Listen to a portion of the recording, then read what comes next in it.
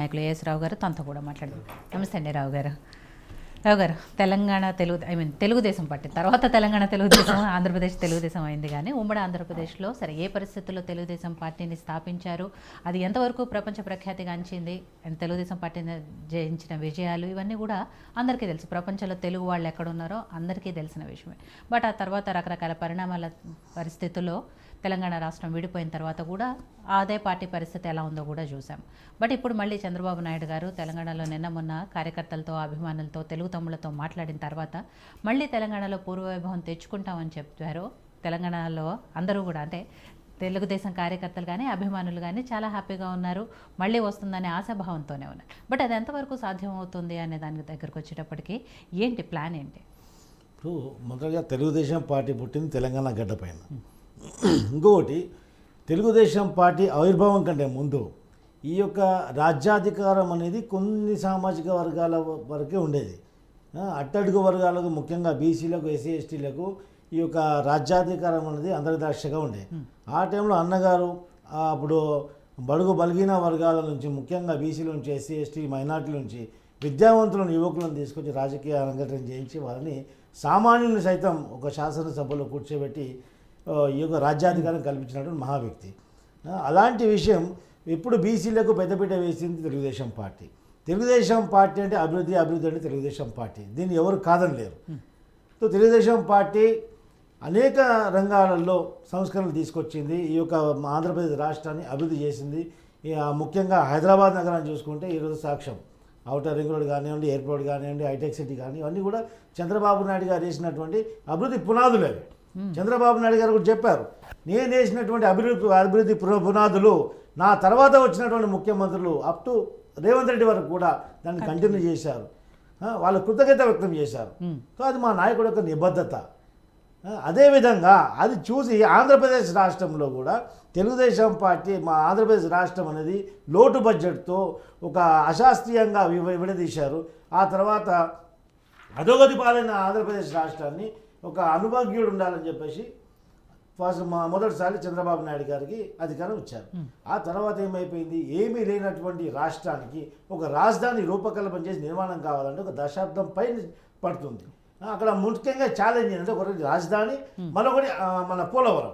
ఈ రెండు కూడా ఒక పైలట్ ప్రాజెక్ట్ కింద, ఒక ముఖ్యమైనటువంటి ప్రాజెక్ట్ కింద టేకప్ చేశారు, భూములు సేకరించారు, ఒక భవ్యమైనటువంటి రాజధాని రూపకల్పన చేశారు. ఎందుకంటే ఆంధ్రప్రదేశ్ ప్రజలు ఈ యొక్క రాజధాని విషయంలో గతంలో 2 సార్లు మోసపోయారు, మళ్ళీ నా ఆంధ్రప్రదేశ్ ప్రజలు మోసపోకూడదని చెప్పేసి ఒక భవ్యమైనటువంటి రాజధాని, దేశవ్యాప్తంగా 29 రాష్ట్రాలు లేనటువంటి రాజధాని, విదేశాల నుంచి ఎవరైనా ఢిల్లీకి భారతదేశానికి వస్తే ఖచ్చితంగా అమరావతి సందర్శించే విధంగా అలాగా డిజైన్ చేశారు, రూపకల్పన చేశారు. ఆచరణ సాధ్యమయ్యే లోపే, ఎందుకంటే అది కూడా నేను చంద్రబాబు గారు లోపం ఏంటని చెప్పు, ఎందుకంటే చంద్రబాబు నాయుడు గారు ప్రజాస్వామ్యాన్ని పూర్తిగా నమ్ముతారు, ప్రజాస్వామ్యాన్ని పాటించే వ్యక్తి. ఎందుకంటే ప్రజాస్వామ్యంలో ప్రతిపక్ష నాయకుడికి ప్రజల్ని కలిసే అధికారం ఉంది కాబట్టి అవకాశం కల్పించాడు జగన్మోహన్ రెడ్డికి. ఆయన పాదయాత్ర చేస్తుంటే ఏ చిన్న అవాంఛనీయ సంఘటన జరగకుండా సిబ్బందిని పెట్టి, బందోబస్తుని పెట్టి, సెక్యూరిటీ ప్రొవైడ్ చేసి ఆయన పాదయాత్ర కొనసాగించడానికి సహకరించాడు ఒక అధికారంలో ఉండి కూడా. అది ఏమైపోయింది, మా పార్టీ శాపాన్ని అయిపోయింది. మా పార్టీ కాదు, మొత్తం యావత్ ఆంధ్రప్రదేశ్ రాష్ట్రానికి శాపంగా మారింది. ప్లీజ్ అని గల్లీ తిరుగుతున్న ఒక్క ఛాన్స్ అని చెప్పేసి ప్రజల్ని మోసం చేశాడు, అధికారంలోకి వచ్చాడు. వచ్చిన తర్వాత 5 సంవత్సరాలు రాష్ట్రం ప్రదర్శించారు. అదంతా ఆంధ్రప్రదేశ్ రాష్ట్రానికి సంబంధించింది సార్. అక్కడ చంద్రబాబు నాయుడు గారు ఇప్పుడు దానికి వస్తున్నా నేను. ఇప్పుడేమైపోయింది, అది ఆంధ్రప్రదేశ్ రాష్ట్రం జరిగింది. ఇక్కడేమైపోయింది, చీమల కట్టిన పుట్టని పామొచ్చి కబ్జా చేసినట్టు ఈ యొక్క తెలంగాణ ఉద్యమం అనేది, నేను చావు నోట్ల కాలు పెట్టినా, ఏళ్ళు పెట్టినా, తలకాయ పెట్టినా అని అన్ని ప్రలోభాలు ఇప్పుడు చెప్తుంటే కేసీఆర్ మొన్నటి వరకు చెప్తూనే వచ్చాడు. ఈ యొక్క ఉద్యమం చేసింది ఎవరు? ఉద్యమం చేసింది కవులు, కళాకారులు, విద్యార్థులు, బడుగు బలిగిన వర్గాలు. వీళ్ళందరినీ కూడా బుల్డోజ్ చేసి నువ్వు పైన వచ్చి నేను అన్నట్టు చీమలు కట్టిన పుట్టలో పాము కబ్జా చేసినట్టు ఉద్యమాన్ని హైజాక్ చేసి నేనేం చెప్పేశారు. సరే, అయినప్పటికీ కూడా మనోడే అని చెప్పేసి అధికారం వచ్చాం. అధికారం ఇచ్చే నెలకే నీ అహంకారం కళ్ళు నెత్తికెక్కి ఎవరిని దగ్గర రానియకుండా నిన్ను కలవాలంటే, నీ పార్టీలో ఎన్నికైనటువంటి ఎమ్మెల్యేలు, మంత్రులు సైతం నిన్ను కలవాలంటే కూడా ఆ వెంకన్న దర్శనం కూడా ఒక దినంలో అయిపోతుంది. నీ దర్శనం అయితే నెలలు నీ యొక్క పార్టీ ఎమ్మెల్యేలు కాదు. అదే వైనం వైఎస్ఆర్ జగన్మోహన్ రెడ్డి ప్రభుత్వంలో కూడా కొంతమంది ఎమ్మెల్యేలు పూర్తి పదవీ కాలం అయిపోయింది అయినప్పటికీ కూడా ఒక్కసారి కూడా ముఖ్యమంత్రిని కలిసే అవకాశం రాలేదు. అంటే ఎలాంటి పరిపాలన కొనసాగిస్తుండ్రు వీళ్ళు రాజుగా భావిస్తారు, తాను ఒక రాజుగా, ఈయన ఒక నిజాంగా, ఆయన ఇంకో నవాబుగా భావించారు. అదేవిధంగా ఇప్పుడు ప్రజలు ఒక అధిక ప్రజాప్రతినిధి అంటే ప్రజలు ఎన్నుకొని మా యొక్క ప్రతినిధిగా చట్టసభలో మా యొక్క సమస్యలు చర్చించడానికి పంపిస్తారు. వీళ్ళు ప్రజలు మ్యాండేట్ ఇచ్చి పంపిస్తే కూడా మొన్న అంతైనా కూడా 11 సీట్లు ఇచ్చి పంపించారు. అంటే 11 సీట్లు ఇస్తే 11 నియోజకవర్గాలు మీకు ప్రజాప్రతినిధిగా ఎన్నుకున్నారు కదా, అంటే ప్రజా తీర్పును మీరు శిరసా వహించాలి కదా. అయినప్పటికీ కూడా మీరు అసెంబ్లీకి రావడం లేదు. ఇక్కడ కూడా ఏమైపోయింది, మీరు గుంటికాలు సాగుతోటి నువ్వు అసెంబ్లీకి రావస్తలేవు, నువ్వు ప్రతిపక్ష నాయకుడు హోదా తీసుకున్నావు, నీకు అసెంబ్లీకి రాలేదు.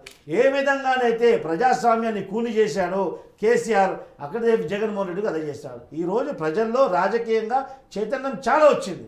ఆ చైతన్యం కారణంగానే మిమ్మల్ని ఈ గతి పట్టించారు ప్రజలు. మీరు ఏ విధంగా రాష్ట్రాన్ని నాశనం చేశారు. వాళ్ళు పోలం మనం ఇదేమంటారు కాళేశ్వరం చూడండి, మొత్తం స్కామేశ్వరం.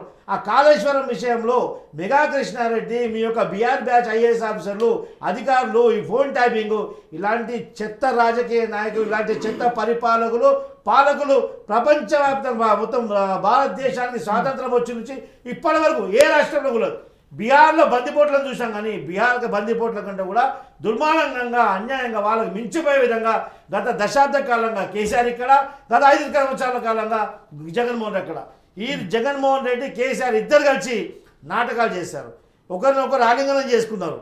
ఇప్పుడు మాట్లాడుతుంటే ఈ విభజన చట్టం కింద విభజన హామీల గురించి మేము మాట్లాడుతుంటే మీరు ఇప్పుడు అనేకమైనటువంటి బయట ప్రలోభాలు పలుకుతున్నారు, విమర్శలు చేస్తున్నారు. ఆ విమర్శలు చేసిన బుద్ధి సిగ్గు లేకుండా మొన్న ఎన్నికల రోజు నాగార్జున సాగర్లో యుద్ధ వాతావరణం క్రియేట్ చేశారు. ఈ నాటకీయ పరిణామం కాదా? ప్రజలు తెలుసుకోలేదా? ఇప్పుడు ఏమైంది, ఒక పెద్ద మనిషి సుదీర్ఘ రాజకీయ అనుభవం ఉన్నటువంటి 4 సార్లు ముఖ్యమంత్రి అయినటువంటి వ్యక్తి నేనే వస్తున్నా చర్చించడానికి అని చెప్పి వచ్చారు. వచ్చిన తర్వాత ఏమైపోయింది, మీరు ఇప్పుడు ఏమంటారు, మీ కేసులు నిర్ణయించుకోవడానికి మాట్లాడతారని చెప్పేసి ఈరోజు విమర్శలు చేస్తుంటారు. వీళ్ళ మూర్ఖత్వం అంటే ప్రజలు మీకు అదంపాదాలానికి తొక్కేసినా కానీ మీకు ఈరోజు సిగ్గు రాలేదు. ఇంకా మీ రాజకీయంలో ఇక మీ పార్టీ కనుమరుగైపోవడం ఖాయం. ఏ విధంగా అయితే దొంగలు పక్కింట్లో దొంగతనం చేసి మన గుమ్మెట్లో నింపుకుంటారో, పక్కింట్లో బియ్యం దొంగతనం చేసి మన గుమ్మెట్లో నింపుకుంటారో, అదేవిధంగా మీరు చేశారో. మీరు దాచుకున్న బియ్యం అంతా కూడా కుళ్ళిపోయింది. ఈరోజు మీరు తినడానికి పనికిరాకుండా అయిపోయింది. ఆ పార్టీ కనుమరుగవటం ఖాయం అని చెప్పి బీఆర్ఎస్ పార్టీ గురించి మాట్లాడుతారు, కానీ ఆల్రెడీ కనుమరుగైంది టీడీపీ. మళ్ళీ బీఆర్ఎస్ పార్టీ ప్రలోభాలకు గురై ముందు అధ్యక్షులుగా పెట్టిన వాడు బీఆర్ఎస్ పార్టీ చేసినటువంటి కుక్క బిస్కెట్లకు ఆశపడి మా యొక్క గౌరవాన్ని కూడా తలదిన్న అక్కడ వెళ్ళిపోయాడు. ఏమైపోయింది, అక్కడ పోయి ఇప్పుడు సామాన్యులాగా లైన్లో నిల్చున్నాడు. డిపాజిట్ దక్కల వల్ల చేవల నుంచి కాంటెస్ట్ చేస్తే అది వాళ్ళ చరిత్ర. తెలుగుదేశం పార్టీ కనుమరుగు ఎప్పుడు కాదు, సూర్యచంద్రులు ఉన్నంత వరకు తెలుగుదేశం పార్టీ తెలుగు రాష్ట్ర